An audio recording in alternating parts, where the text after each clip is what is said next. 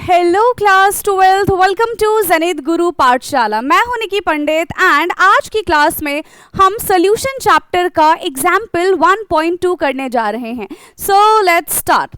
Question क्या है बेटा? Example 1.2 is calculate the molarity of a solution containing 5 gram of NaOH in 450 ml solution। ठीक है, सीधी सी बात है, हमको यहाँ पे क्या कैलकुलेट करना है?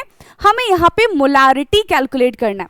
जो भी चीजें आपको कैलकुलेट करनी होती है सबसे पहले बेटा आपको फॉर्मूला लिखना होता है। ठीक है, सो मोलारिटी का फॉर्मूला क्या होता है?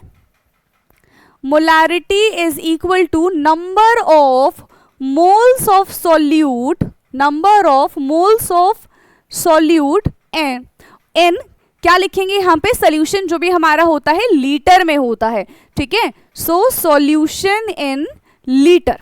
ठीक है, सॉल्यूशन इन लीटर। अब सबसे पहले हम क्या करेंगे? सॉल्यूशन हमको ऑलरेडी गिवन है, दैट इज 450 ml एंड हमें यहाँ पे सॉल्यूट का अमाउंट दे रखा है।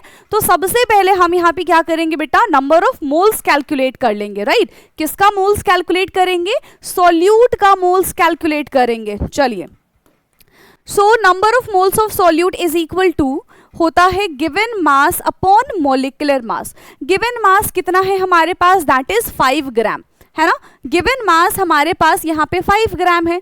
अब NaOH का मॉलिक्यूलर मास क्या होता है? बताएंगे फटाफट से। NaOH का मॉलिक्यूलर मास क्या होता है? सोडियम का मास होता है 23 और ऑक्सीजन होता है 16 प्लस हाइड्रोजन है हमारा 1, यानी कि कितना हो जाएगा ये? देखो 23 प्लस 24 और ये हमारा 40 ग्राम हो जाएगा। ठीक है, कितना हो जाएगा ये? 40 ग्राम हो जाएगा। ठीक है, 40 ग्राम पर मोल। सो इट विल बिकम 40 ग्राम पर मोल। अब 5 डिवाइडेड बाय 40, जब आप इसको सॉल्व करेंगे तो कितना आ जाएगा? 0.125 मोल।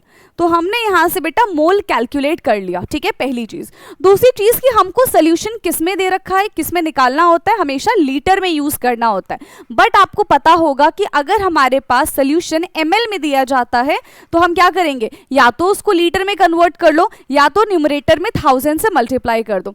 तो सिंपल है, न्यूमरेटर में हम 1000 से मल्टीप्लाई कर देंगे, वो हमारे लिए ज्यादा आसान होता है। ठीक, चलिए। हाँ, और आपको एक और बात पता होनी चाहिए कि मोलारिटी को हम किस चीज से रिप्रेजेंट करते हैं? कैपिटल M से रिप्रेजेंट करते हैं। ठीक है, so capital M is equal to number of moles of solute is 0.125 and solution कितना दे रखा है? That is 450 ml। तो यहाँ पे आप बेटा 450 लिखेंगे एंड ऊपर आप यहाँ पे 1000 से मल्टीप्लाई कर देंगे। ठीक है, नीचे ही मल्टीप्लाई नहीं करेंगे, या तो आप इधर ही इसको क्या करो, ml को लीटर में कन्वर्ट कर दोगे तो 0. कितना हो जाएगा? 450 है ना। हाँ, तो 0.45 लीटर हो जाएगा, या फिर आप ऊपर 1000 से मल्टीप्लाई कर दो तो आपका ये आ जाएगा। जल्दी बताएंगे, फटाफट से बता दो। क्या इतनी चीजें आपको समझ में आई हैं? यहाँ पे मैंने मॉलिक्यूलर मास निकाल के भी आपको दिखा दिया है कि किस तरीके से इसका मॉलिक्यूलर मास रहेगा। ठीक है, अब देखो जब हम इसको सॉल्व करेंगे तो हमारा आंसर कितना आ जाएगा? 0.278। या तो आप इसको कैपिटल M से रिप्रेजेंट करेंगे या फिर 0.278 मोल पर लीटर। ठीक है, और लीटर तो आपने निकाला नहीं है, मोल पर ml आपका हो जाएगा। ये क्लियर है? तो इस तरीके से हम इसको करते हैं। समझ में आया है?